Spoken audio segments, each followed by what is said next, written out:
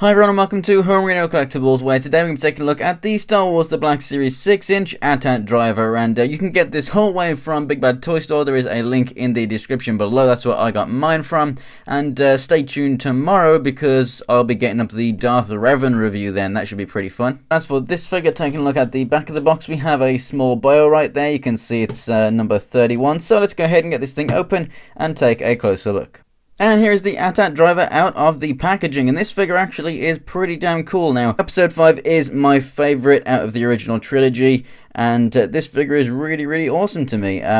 You know, for a lot of people, they could probably go ahead and pass on this. You only see them inside the AT-ATs, so I mean, if you're going to army build, I mean, the fact that it comes with the blaster is really cool for display, but other than that, like, you don't have an AT-AT to put him in, so many might see this figure as kind of pointless.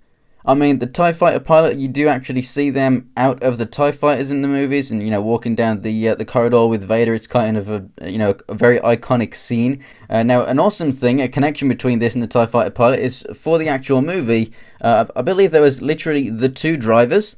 There was literally only those two helmets, like the screen used props. There was literally just those two of them, and they were actually repurposed TIE Fighter helmets from the first movie. I haven't really looked up just exactly how accurate it is with the little red dots and the silver markings and everything. You can see you got a bit of black here, but not a bit of black there. You got a red line there, but not a red line there.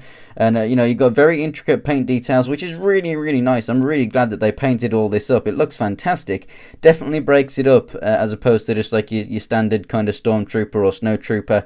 It's really nice and colourful. I always like it when that is painted. It just looks kind of often boring when you just see the whole thing black. Like other pilot uniforms, we do get this, you know, thing, the harness that hangs down. Very nice and soft and pliable. It does not hinder any articulation at all, which is pretty nice. Just like these tubes, they are soft and pliable, do not hinder the articulation. Unlike the TIE Fighter, they do not, unhook or anything, so as you move them around, there's enough pipe there, it's not just going to pop out. You can see a nice big glob of glossy white paint right there, but I'm pretty sure that I can actually go ahead and just scratch that right off, no problem.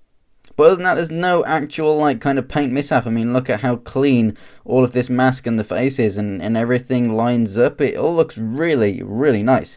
So as for that articulation, the head moves up and down, left and right. You got the ball joint and the hinge in there, so good amount of movement. These shoulder pads are rubberized. You can see a couple of dimples in there. That's actually where it's like kind of fixed in place. And the top bit will move out the way. As you can see, it kind of bends there. All this is very flexible. You can see where it's glued in right there. So that will allow it to move, but obviously you do get that horrible looking dimple. Eventually it will mold back down though, so I mean, it's not too bad. It comes all the way out and all the way around, so you still get all the articulation. And it looks pretty damn nice. It's in the exact place it should be, so it's very effective. You've got the rotation and the hinge there at the elbow, rotation and the hinge at the wrist, and both hands are in the trigger finger pose, so you can put the gun in either one. You got a ball joint at the torso right here, so you can swivel left and right. You can crunch forward and back, not all that much, and you can move side to side there as well. Hips move forward, back out to the side, rotation the upper part of the thigh, double jointed knees, and the feet go up and down, and we have ankle pivot. I really like these shoes. They look kind of like moon boots or something from the Apollo missions.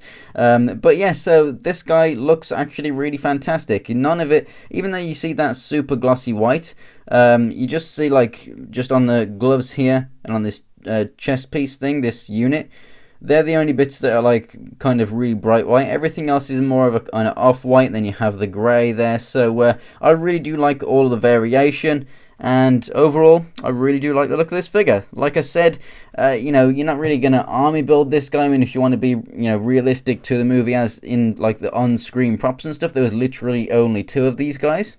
If we ever got a full-scale AT-AT, you could go ahead and use them, but that would have to be pretty damn big. I don't think that we'd get a full-scale 6-inch AT-AT. But the detail on this thing is pretty fantastic, even though it's only in the movies for a very short time, and for the majority of the time, you actually see it facing that way. It's an absolutely fantastic figure, and I definitely recommend that you go ahead and pick it up. So thanks for watching, guys. If you enjoyed the video, go ahead and give it a like. And if you want to see more pictures of anything else from my collection, check out my Instagram. It's Homerino123, and the link is in the description below. And for more Star Wars The Black Series reviews, just like I said, tomorrow we'll be looking at Darth Revan. Go ahead and subscribe. So thanks for watching, guys, and I will see you next time.